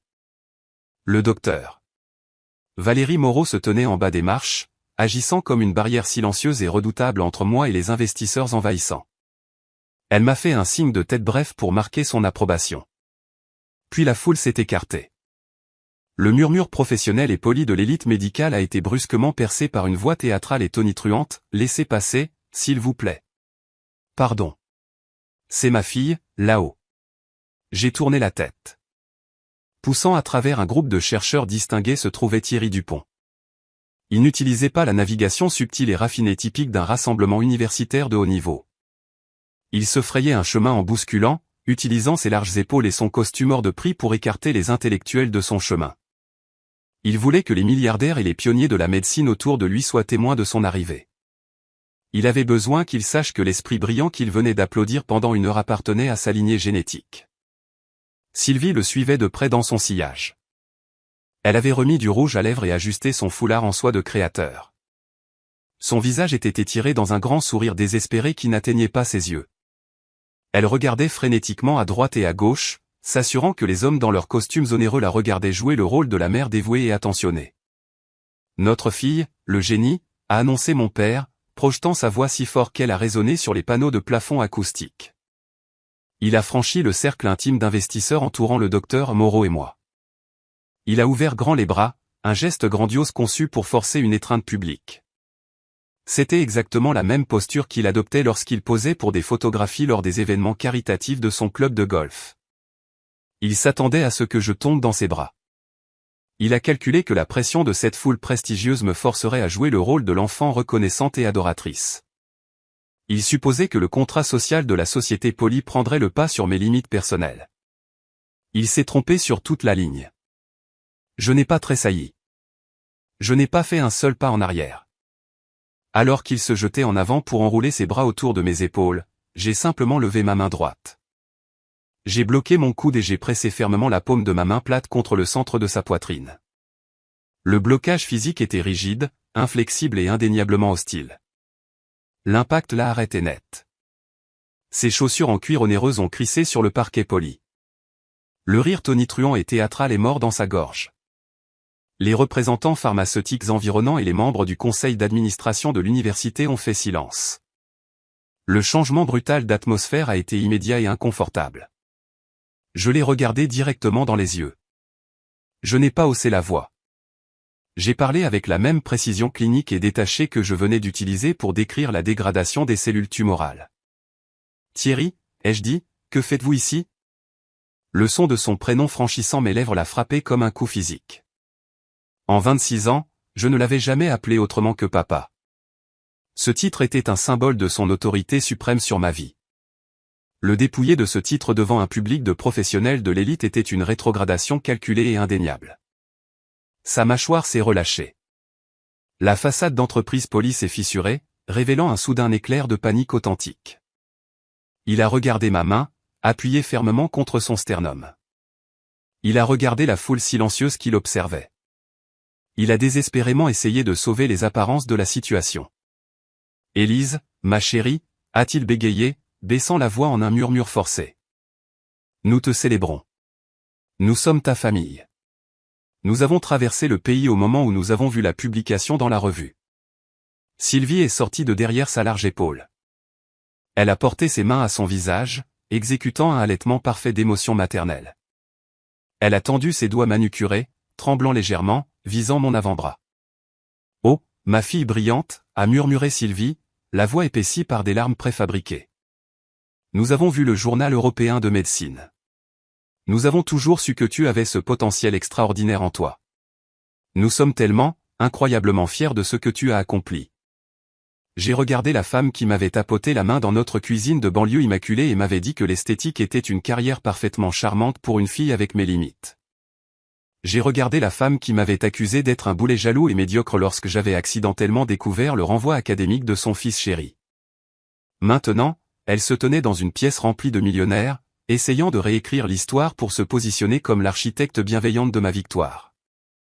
Je n'ai pas baissé ma main de la poitrine de mon père. J'ai décalé mon regard derrière eux. À quelques mètres derrière ses parents, Julien traînait à l'arrière. Il ne possédait pas l'audace éhontée de son père ni le talent théâtral de sa mère. Il avait l'air d'un homme marchant vers sa propre exécution. Le costume de créateur sur mesure qu'il portait pendait lâchement sur sa carrure amaigrie. Sa peau avait une pâleur grisâtre et maladive. Il refusait de croiser mon regard. Il fixait les lames de parquet, les mains enfouies profondément dans ses poches. L'illusion de sa start-up visionnaire en biotechnologie s'était clairement érodée en un cauchemar de dettes croissantes et de promesses brisées. Il était un imposteur, forcé de se tenir dans la lumière éclatante et indéniable de mon succès avéré. Un associé principal d'une importante société de capital risque s'est raclé la gorge. Il se tenait à moins d'1 mètre, tenant une brochure glacée résumant les données de ma voie cellulaire. Il a regardé ma main rigide et tendue, puis le visage pâle et en sueur de mon père. L'investisseur était entraîné à lire les rapports de force, et il a clairement reconnu que Thierry ne détenait aucun pouvoir dans cette dynamique. Y a-t-il un problème ici, docteur Dupont, a demandé l'investisseur, s'adressant à moi avec un titre de profond respect. Mon père a tressailli au mot docteur. Il s'est tourné vers l'investisseur, un sourire désespéré et flagorneur s'étirant sur son visage. Aucun problème du tout, a-t-il insisté, s'empressant d'affirmer sa domination.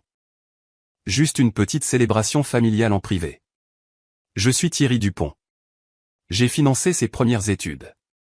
Nous explorons ensemble les applications commerciales de ses travaux.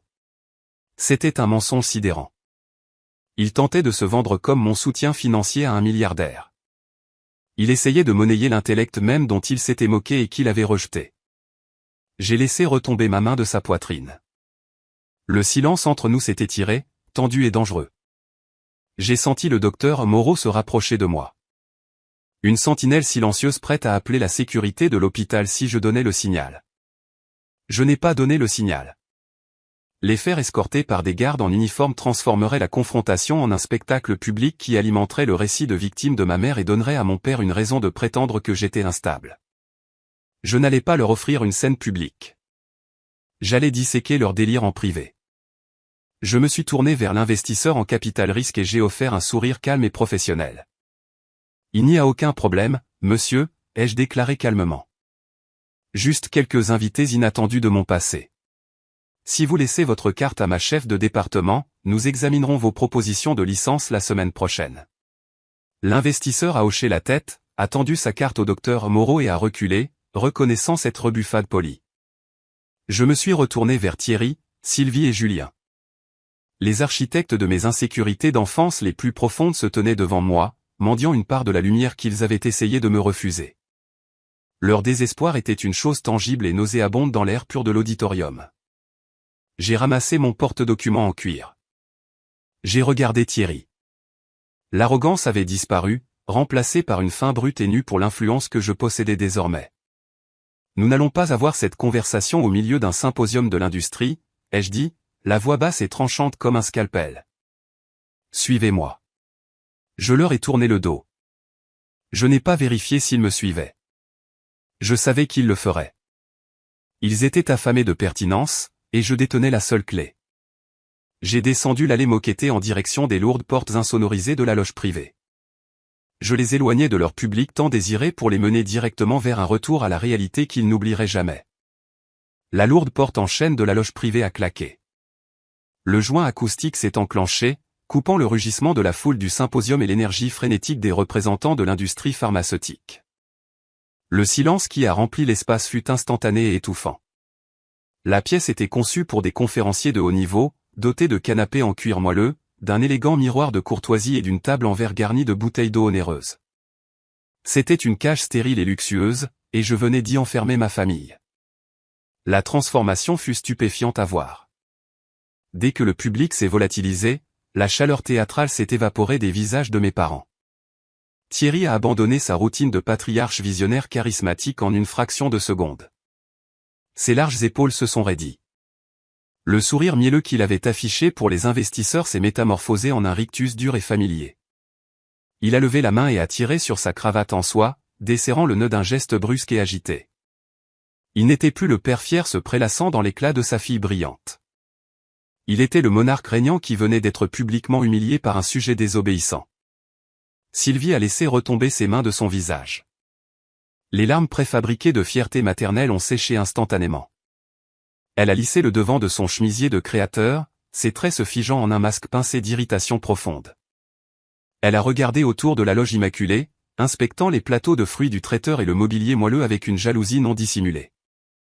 Elle ne supportait pas que j'aie accès à un monde qu'elle ne pouvait infiltrer que par la tromperie. Julien est resté près de la porte, gardant ses distances. Sans la présence tampon de la foule du symposium, la détérioration sévère de sa santé physique était indéniable.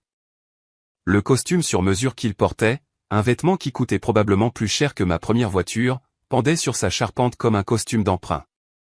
Ses pommettes étaient pointues et creusées. Les cernes sombres sous ses yeux témoignaient d'une insomnie chronique et d'un stress implacable et ingérable. Il s'est adossé au mur insonorisé, croisant les bras sur sa poitrine dans une tentative fragile de projeter de l'autorité. Thierry a fait 2 pas lourds vers le centre de la pièce. Il a planté ses chaussures en cuir coûteuses sur l'épaisse moquette, bombant le torse. « C'est comme ça que tu accueilles ta famille », a-t-il lâché. Sa voix était comme un claquement de fouet sec et aigu. C'était le ton exact qu'il utilisait pour me discipliner quand j'étais enfant. C'était la fréquence conçue pour déclencher un réflexe psychologique profondément enraciné qui devait me faire baisser les yeux, m'excuser et me soumettre à son récit. « Après tout ce que nous avons fait pour toi », a-t-il poursuivi, le visage virant au rouge sombre de colère. « Après les sacrifices que nous avons faits pour te donner une éducation respectable, tu te tiens là devant mes pairs et tu me traites comme un étranger. Tu me manques de respect devant des leaders de l'industrie. Tu m'as fait passer pour un idiot, Élise. » Je me tenais près de la table en verre, posant mon porte-documents en cuir sur la surface lisse. Je n'ai pas croisé les bras. Je ne me suis pas recroquevillé. J'ai regardé l'homme qui avait fait glisser un prospectus d'école d'esthétique sur un îlot en granit et m'avait dit que j'étais destiné à échouer. Il croyait vraiment à sa propre histoire fabriquée. Il croyait que sa simple connexion biologique lui donnait droit au bénéfice de mon travail acharné. « Vous vous êtes ridiculisé tout seul, Thierry ?» ai-je répondu, la voix basse et ferme. « Vous êtes entré dans une conférence médicale à accès restreint et avez essayé de vous vendre comme mon soutien financier à un homme qui gère des acquisitions de plusieurs milliards. Vous ne savez même pas ce qu'est la voie de dégradation cellulaire. » Julien a laissé échapper un ricanement amer et rauque depuis le coin de la pièce. Le son était gras et misérable. Il s'est repoussé du mur, faisant un pas en avant. Son ego fragile ne supportait pas la vue de sa sœur, le bouc émissaire, commandant la pièce. Il avait besoin de diminuer ma réussite pour protéger sa propre réalité qui s'effondrait. « Ne fais pas comme si tu étais médecin, Élise, » a ricané Julien. Sa voix était éraillée, tremblante d'une rage réprimée. J'ai regardé mon grand frère, l'enfant prodige, le soi-disant génie destiné à la grandeur de l'élite universitaire. Il se noyait dans l'échec catastrophique de sa fausse start-up en biotechnologie, et il essayait encore de se tenir sur mes épaules pour garder la tête hors de l'eau. Il manquait du vocabulaire scientifique fondamental pour ne serait-ce que comprendre le résumé de ma publication. Pourtant, il avait l'audace de qualifier ma découverte de coup de chance. Je n'ai pas crié. Je n'ai pas défendu mes diplômes. Argumenter avec Julien était une entreprise inutile car sa réalité était entièrement construite sur des délires. Au lieu de cela, j'ai baissé les yeux et ouvert la fermeture en laiton de mon porte-documents. Le doux glissement métallique de la fermeture éclair était le seul son dans la pièce. J'ai glissé ma main derrière les copies imprimées des données de mes essais cliniques et de mes modèles statistiques. J'ai atteint un fin compartiment caché tout au fond du dossier. Mes doigts ont effleuré un morceau de papier glacé plié. Je l'ai sorti. Le prospectus avait 4 ans. L'encre rose vive sur la couverture s'était légèrement estompée avec le temps, et les bords étaient pliés et usés d'avoir été transportés au fond de mes sacs de sport. Mais l'image de la femme souriante tenant un sèche-cheveux restait parfaitement claire, Académie supérieure de coiffure et d'esthétique. J'ai traversé la moquette épaisse, réduisant la distance entre moi et mon père. Je me suis arrêté à exactement un demi-mètre de lui, envahissant son espace personnel avec une intention calme et délibérée. J'ai tendu la brochure sur papier glacé plié. « Prenez-le » ai-je dit. Thierry a baissé les yeux sur ma main tendue, les sourcils froncés dans une confusion sincère. Il n'a pas reconnu l'objet immédiatement. Il a tendu la main et a pris le dépliant de mes doigts.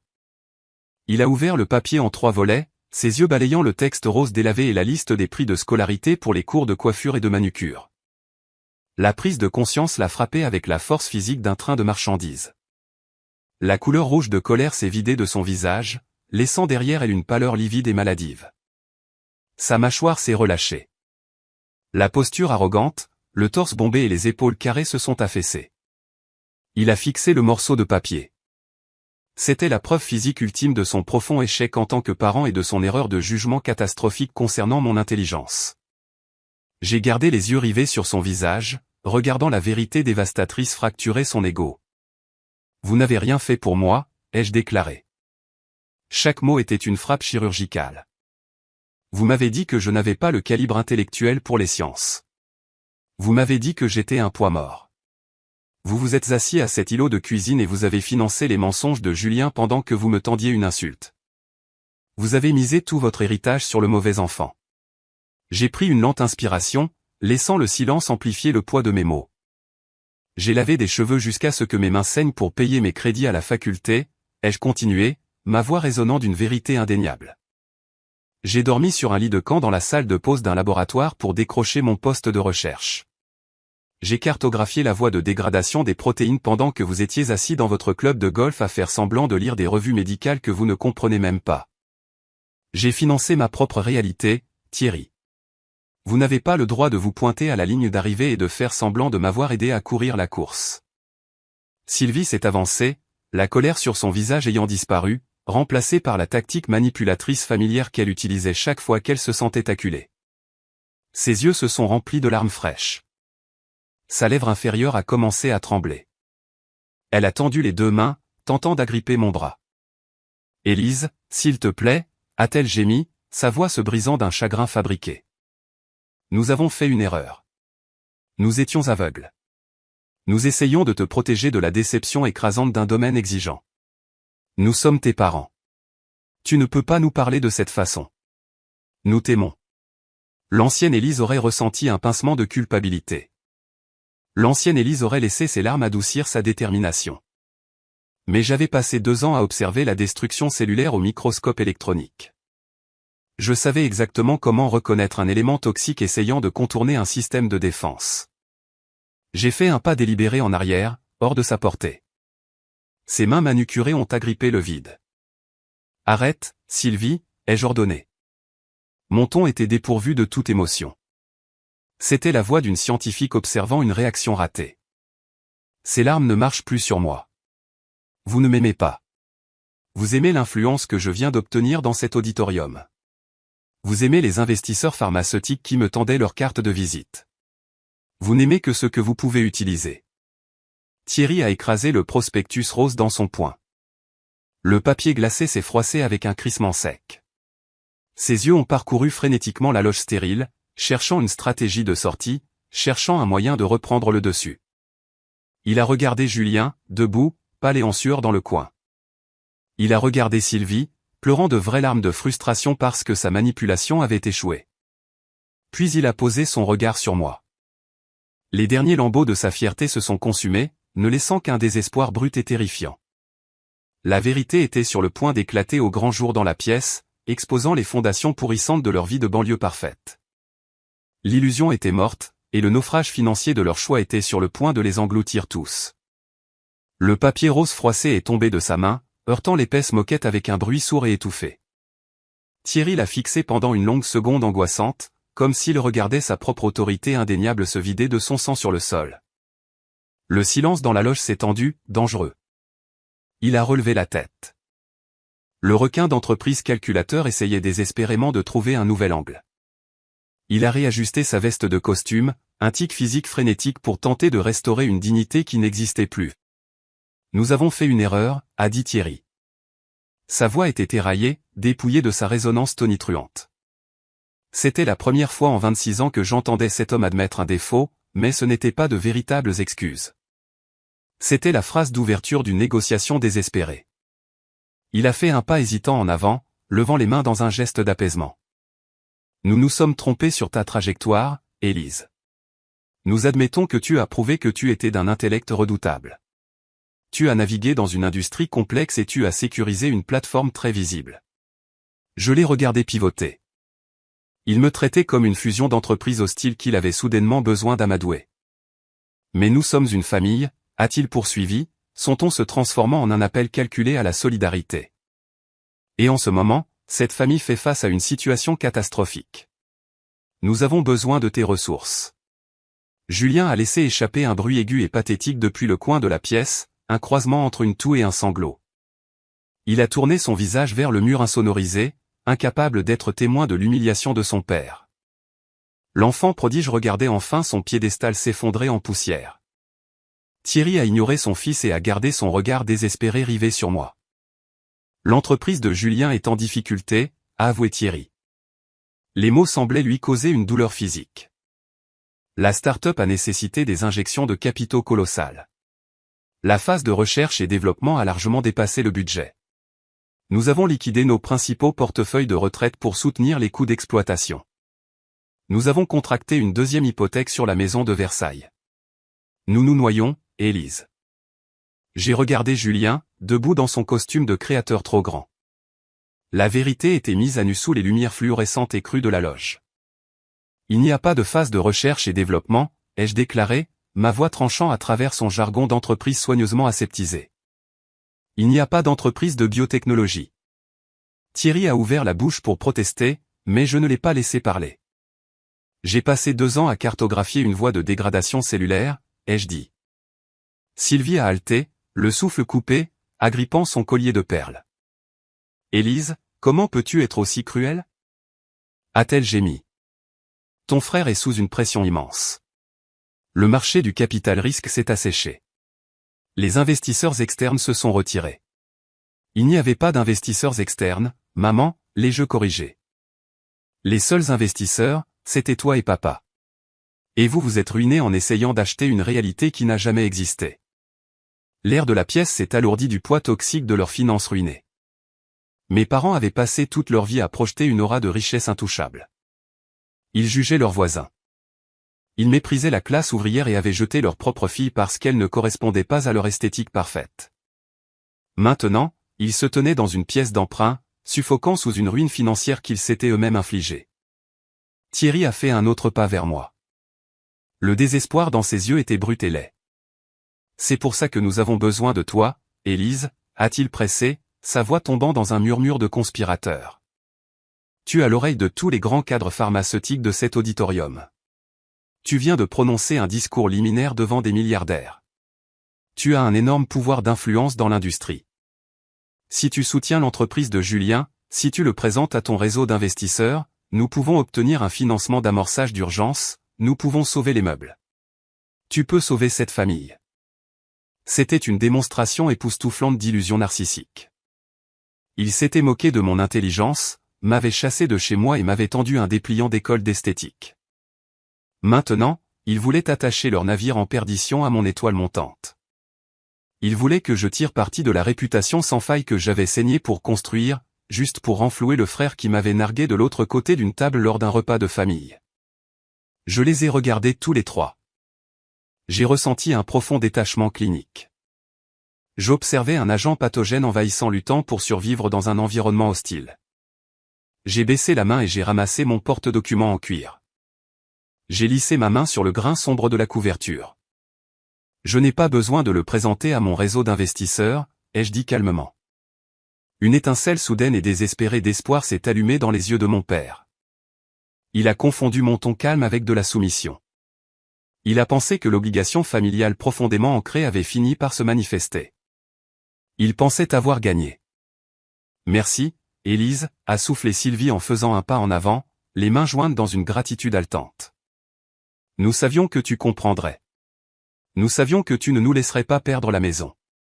J'ai levé la main, l'arrêtant net. Je n'ai pas besoin de le présenter à des investisseurs, ai-je clarifié, ma voix résonnant d'une finalité froide et indéniable, parce que je n'ai plus besoin d'investisseurs. Mon brevet a été racheté hier matin. Le silence qui a suivi était si profond que je pouvais entendre le faible bourdonnement du système de climatisation fonctionnant dans les bouches d'aération du plafond. Julien a détourné la tête du mur, me fixant avec de grands yeux creux. Thierry s'est figé, la bouche légèrement ouverte. Un conglomérat pharmaceutique multinational a acheté les droits de licence exclusive de ma voie d'immunothérapie ciblée, ai-je poursuivi, livrant les faits avec une précision chirurgicale. Ils ont finalisé le contrat à la suite d'une période de diligence raisonnable épuisante de 6 mois. L'acquisition a été conclue pour un montant à 7 chiffres très élevé. J'ai vu l'avidité envahir leur visage. C'était une transformation viscérale et écœurante. La réalisation que leur fille rejetée était maintenant une millionnaire avérée a balayé leur panique. Thierry a redressé sa posture, une lueur de calcul affamé s'est allumée dans ses yeux. Il voyait une bouée de sauvetage. Il voyait un afflux massif de capitaux qui pourrait effacer ses hypothèques, renflouer ses comptes de retraite et financer les délires de Julien pour une décennie de plus. Élise, c'est stupéfiant, a soufflé Thierry, une admiration révérencieuse se glissant dans son ton. Mon Dieu, 7 chiffres. Avec ce genre de capital, nous pouvons effacer la dette immédiatement. Nous pouvons restructurer les actifs de la famille. Il était déjà en train de dépenser mon argent dans sa tête.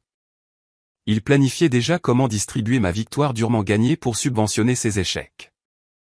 J'ai ouvert la fermeture éclair de la poche avant de mon porte-document. J'en ai sorti une seule feuille de papier juridique gaufrée. Il n'y a pas de nous, Thierry, ai-je déclaré. L'allure affamée dans ses yeux a vacillé puis s'est éteinte.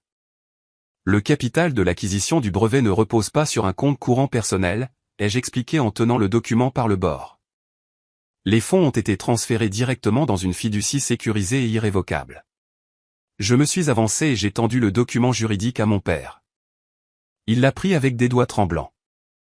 Ses yeux ont balayé la typographie juridique dense. La fiducie a 2 mandats précis, leur ai-je dit, ma voix résonnant proprement sur les murs insonorisés. Le premier mandat alloue 60% du capital au financement de l'expansion du laboratoire d'oncologie du docteur Moreau.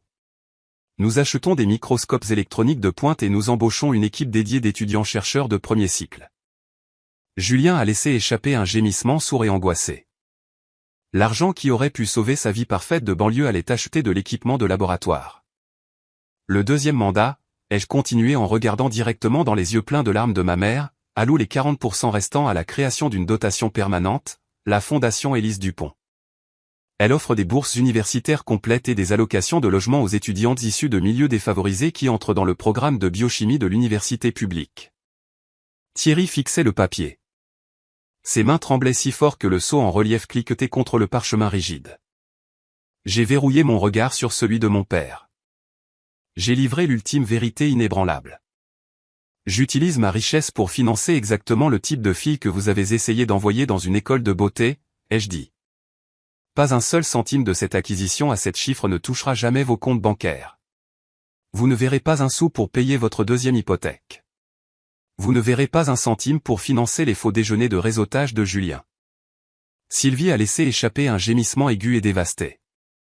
Elle a couvert son visage de ses mains, ses épaules secouées par un chagrin authentique et déchirant. Elle pleurait la perte de son mode de vie impeccable, de ses abonnements au club privé, des pelouses manucurées et de l'illusion de supériorité qu'elle avait portée comme une couronne toute sa vie. Thierry a lâché le document juridique. Il a volté jusqu'au sol, atterrissant juste à côté du prospectus de cosmétologie rose froissée.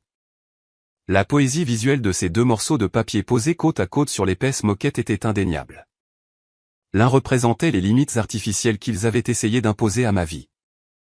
L'autre représentait la réalité sans limite que j'avais construite en dépit d'eux. Vous avez misé tout votre héritage sur le mauvais enfant, leur ai-je dit. C'est votre retour sur investissement, pas le mien. J'ai regardé l'architecte de mes insécurités d'enfance voler en éclats. Il ne restait aucun argument à faire valoir. Il ne restait aucune autorité à faire jouer. Il n'était plus qu'un homme ruiné et désespéré, se tenant dans l'ombre de la fille qu'il avait jetée. Sylvie a laissé échapper un sanglot rauque et haletant qui a résonné contre les panneaux insonorisés de la loge privée. Elle a trébuché en avant, ses talons de créateur s'enfonçant profondément dans la moquette moelleuse. Elle a enjambé le prospectus de cosmétologie rose écrasé et le document juridique de fiducie gaufré comme s'il ne s'agissait que de vulgaires déchets. Ses mains manucurées se sont tendues, tremblantes d'une énergie frénétique et terrifiée. Ses doigts se sont refermés fermement sur la manche de la veste de mon tailleur bleu marine sur mesure. « Élise, tu ne peux pas nous faire ça » a-t-elle supplié, sa voix montant dans des aigus perçants et désespérés. « Tu ne peux pas simplement t'éloigner et nous laisser avec cette dette écrasante. Nous t'avons élevé dans un quartier magnifique. Nous avons mis un toit solide au-dessus de ta tête. Nous sommes tes parents. Tu nous dois une loyauté inébranlable. » J'ai baissé les yeux vers ses mains pâles et tremblantes qui agrippaient mon tissu sombre. J'ai ressenti un écho fugace de mon ancienne peur familière. C'était la réponse profondément conditionnée d'une enfant à qui on a appris à obéir à sa mère à tout prix, à ravaler son propre mal-être, à maintenir la paix familiale. Mais cette peur fragile s'est dissoute avant même de pouvoir pleinement s'enregistrer dans mon esprit. J'ai tendu ma main droite et j'ai saisi ses poignets. Je ne l'ai pas repoussé violemment. J'ai simplement appliqué une pression ferme et inflexible, décollant ses doigts désespérés de ma veste un à un. J'ai laissé ses mains retomber à ses côtés, rompant la connexion physique. La biologie fait de nous des parents, maman, ai-je déclaré, ma voix résonnant avec une clarté calme et définitive. La loyauté fait de nous une famille. Tu as choisi tes loyautés il y a 4 longues années, autour d'un îlot de cuisine en granit. Tu as choisi de protéger une illusion fabriquée. Tu as choisi de financer un mensonge éhonté au lieu de nourrir une vérité vérifiable. Tu n'as pas le droit d'exiger de la loyauté de la part d'une fille que tu as impitoyablement rejetée, juste parce que mon succès est maintenant utile à ta survie. Thierry se tenait paralysé derrière elle. Son large poitrail se soulevait alors qu'il luttait pour faire entrer de l'oxygène dans ses poumons. Le redoutable titan d'entreprise, le patriarche du quartier, l'homme qui commandait régulièrement les salles à manger des clubs privés, était réduit à une coquille vide écroulante. Il a ouvert la bouche pour donner un ordre sévère, mais aucun son n'est sorti de sa gorge. Il ne possédait aucun levier sur moi. Il ne possédait aucun capital financier à exploiter. La dure prise de conscience qu'il ne pouvait plus m'intimider a brisé le dernier pilier de son ego fragile. Il a regardé le document juridique posé sur le sol et a enfin compris le caractère profondément permanent de sa ruine. Dans le coin sombre de la pièce, Julien a glissé le long du mur jusqu'à toucher le parquet. L'enfant chéri par excellence a ramené ses genoux contre sa poitrine, enfouissant son visage pâle dans ses mains. Il a commencé à pleurer. Ce n'étaient pas les pleurs théâtraux d'un manipulateur essayant de susciter la sympathie, mais les pleurs laids et saccadés d'un homme qui savait que sa vie entière était une machination frauduleuse venant d'être traînée dans la lumière crue et impitoyable de la réalité. Il allait devoir affronter le poids écrasant de sa start-up en faillite sans le filet de sécurité des fonds de retraite volés à ses parents. Ses vacances tout frais payées étaient officiellement terminées. J'ai ramassé mon porte-documents en cuir et je l'ai coincé fermement sous mon bras. J'ai regardé les trois pour la dernière fois, prenant une photographie mentale saisissante du naufrage qu'ils s'étaient eux-mêmes construit. N'essayez plus jamais de me contacter, les ai-je avertis, mon ton dépourvu de colère ou de malice. Je donne l'ordre à la sécurité de l'université de vous escorter hors de ce bâtiment immédiatement. Si vous essayez de contourner le bureau d'accueil ou d'accéder à mon laboratoire à l'avenir, je déposerai une plainte formelle pour intrusion. J'ai tourné le dos à Thierry, Sylvie et Julien Dupont. J'ai saisi la lourde poignée en laiton de la porte de la loge. Je l'ai poussée et j'ai franchi le seuil. Le joint acoustique s'est rompu, et l'énergie vibrante et palpitante du symposium médical a inondé mes sens. J'ai laissé la lourde porte en chêne se refermer derrière moi avec un clic, piégeant les architectes de ma misère d'enfance dans le silence étouffant de leur propre création. J'ai descendu le long couloir moquetté. Mes talons cliquetaient à un rythme régulier et confiant contre le sol poli. J'ai senti une profonde légèreté physique se répandre dans ma poitrine. L'encre invisible et lourde que j'avais traînée derrière moi pendant 26 ans, ce besoin désespéré et douloureux de gagner l'approbation de mon père, venait de se briser et de tomber. J'étais détaché. Je respirais de l'air pur pour la première fois de ma vie d'adulte. J'ai tourné à l'angle et je suis entré dans la grande salle de réception. Ce vaste espace baignait dans la lumière dorée et chaleureuse de chandeliers en cristal imposant. Des serveurs vêtus d'uniformes noirs impeccables se déplaçaient gracieusement à travers la foule immense, portant des plateaux en argent remplis de hors-d'œuvre hors de prix. La pièce était bondée d'investisseurs pharmaceutiques et de chirurgiens éminents. Mais je ne cherchais pas d'opportunité de réseautage d'entreprises lucratives. Je cherchais mon peuple, le vrai. Debout près d'un vaste arrangement d'orchidées blanches se trouvait le docteur Valérie Moreau. Elle était entourée de notre équipe de laboratoire dévouée, y compris les assistants de master et les analystes de données qui avaient travaillé sans relâche la nuit à mes côtés pendant 2 années épuisantes. Ils n'étaient pas vêtus de costumes sur mesure chers comme Julien. Ils portaient des blazers pratiques et des chaussures usées et confortables. C'étaient les esprits brillants, épuisés et implacables qui faisaient réellement avancer la découverte scientifique mondiale. Quand le docteur Moreau m'a vu approcher, son visage sévère et intimidant s'est fendu d'un grand et magnifique sourire. Elle s'est tournée vers un serveur qui passait et a soulevé 2 flûtes de champagne du plateau en argent. Elle m'en a tendu une directement. Le reste de l'équipe de recherche s'est tourné, levant leur propre verre dans une acclamation joyeuse et désordonnée. À Élise Dupont, a annoncé le docteur Moreau, sa voix perçant le brouhaha festif de la grande salle de réception. Une chercheuse qui prouve que les éléments les plus résilients de l'univers sont ceux forgés sous la plus haute pression. J'ai levé mon verre, faisant teinter le cristal délicat contre le sien avec un tintement doux et chantant. J'ai pris une gorgée lente et délibérée de champagne frais. Le goût vif et éclatant a dansé sur ma langue. J'ai regardé autour de la zone de réception, observant les visages de ma famille de cœur. Ils se moquaient de mon pédigré de banlieue. Ils se moquaient de mon statut de quartier. Ils se souciaient de mon esprit vif, de mon éthique de travail implacable et de mon dévouement inébranlable à la vérité. Les gens me demandent souvent, dans la section des commentaires de ces histoires, si je nourris une quelconque culpabilité résiduelle. Ils demandent si une infime partie de ma conscience a mal d'avoir tourné le dos à mes parents lorsqu'ils ont perdu leur maison, leur retraite et leur statut social tant convoité. Ils se demandent si établir une limite aussi stricte me rend aussi froide que le père qui m'a tendu un prospectus d'école d'esthétique. Je peux vous dire avec une certitude inébranlable que je ne ressens pas la moindre goutte de culpabilité. La culpabilité est une émotion réservée exclusivement à ceux qui causent un tort injuste. Je n'ai pas causé leur faillite catastrophique. Je n'ai pas forcé mon frère à abandonner une université prestigieuse et à lancer une entreprise commerciale frauduleuse. J'ai simplement refusé d'être le canot de sauvetage attitré d'un navire en perdition à bord duquel je n'avais jamais été invité. Poser une limite n'est pas un acte de vengeance amère. C'est un acte de profonde préservation de soi. La vengeance exige que vous investissiez votre précieuse énergie à causer de la douleur à quelqu'un d'autre. L'objectif de vie exige que vous investissiez votre énergie à construire votre propre joie durable. J'ai choisi un objectif. J'ai choisi de prendre la récompense financière faramineuse de ma découverte cellulaire et de l'injecter directement dans la fondation Élise Dupont. Chaque année, notre fiducie rédige des chèques de frais de scolarité substantiels pour de jeunes femmes brillantes et défavorisées. Nous achetons leurs manuels scolaires coûteux. Nous finançons leurs frais obligatoires de laboratoire. Nous fournissons des allocations de logement sûr. Nous veillons à ce qu'aucune apprentie scientifique ne doive jamais laver des cheveux 9 heures par jour juste pour pouvoir se payer un cours de base de chimie en faculté de banlieue. Nous veillons à ce que, lorsqu'une voix toxique leur dit qu'elles ne sont pas assez intelligentes pour les sciences, elles aient une institution solidement financée derrière elles pour leur dire « si, vous l'êtes ». C'est ça, mon véritable héritage. Ce n'est pas un héritage de justification amère contre ma famille. C'est un héritage d'émancipation pour la prochaine génération. Je me tenais dans cette salle de réception dorée, entouré par les esprits brillants qui avaient choisi de me guider et de me soutenir. J'ai pris une autre gorgée de mon champagne et j'ai pris une profonde et constante inspiration. J'ai regardé l'incroyable réalité que j'avais construite sur les cendres de leur rejet.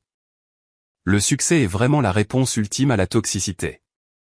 Parce que lorsque vous construisez une vie débordante d'un but authentique, l'opinion des personnes qui ont essayé de vous briser cesse tout simplement d'exister. Elles deviennent des fantômes qui s'estompent, hantant un passé que vous n'habitez plus. La leçon profonde tissée tout au long de ce parcours remarquable est que votre valeur inhérente et votre potentiel ultime ne sont jamais dictés par les limites arbitraires, les projections toxiques ou les rejets cruels que des personnes brisées tentent de vous imposer. Même lorsque ces personnes s'avèrent être votre propre famille biologique. Face à un environnement qui finance activement des illusions tout en affamant vos vérités, la réponse la plus puissante n'est certainement pas de rester et de mener une bataille perdue d'avance pour obtenir une place à une table où l'on vous manque fondamentalement de respect. Mais plutôt d'avoir le courage de s'en aller, d'endurer l'isolement épuisant et de construire tranquillement votre propre table à partir de zéro. Le vrai succès ne consiste jamais à chercher une amère vengeance ou à revenir pour parader. Au contraire, il s'agit de transformer vos rejets les plus profonds en une expertise indéniable et de construire une vie si riche d'un but authentique que les voix toxiques de votre passé perdent simplement leur pouvoir et sombrent dans l'insignifiance. De plus, cette histoire nous enseigne que la loyauté est la véritable monnaie de la famille. Autrement dit, vous n'avez aucune obligation d'agir comme un canot de sauvetage financier ou émotionnel pour les individus mêmes qui ont autrefois essayé de noyer vos ambitions pour protéger leur ego fragile. Finalement, la plus grande victoire réside dans le fait de prendre les récompenses de votre résilience et de les rediriger pour donner du pouvoir aux autres, comme en finançant des bourses pour la prochaine génération de laissés-pour-compte méritants. Prouvant ainsi que, si vous ne pouvez pas contrôler la famille dans laquelle vous êtes né, vous possédez le pouvoir absolu de choisir votre communauté, de définir votre héritage et d'écrire une fin où vous vous épanouissez selon vos propres termes.